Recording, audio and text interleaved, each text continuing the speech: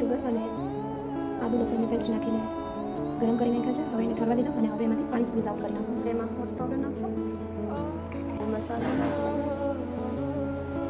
ધનિયા powder નાખશો, મીઠું સ્વાદ અનુસાર, તેલ થોડુંક નાખશો,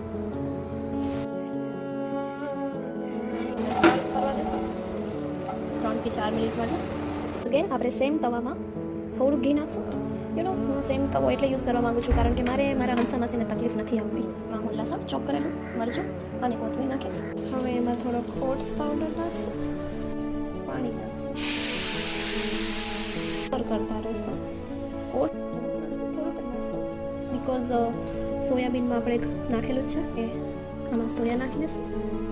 તલ નાખશું બિકોઝ મારા હસબન્ડને તલ બહુ ભાવે છે. ગેસનો ફ્લેમ બંધ કરીને આપણે લેમન નાખી દઈશું. રેડી થઈ ગયા છે આપણા પ્રોટીનવાળા સોયા ચંક્સ, જેને વેજીટેબલ સાથે ખાઈ શકીએ છીએ.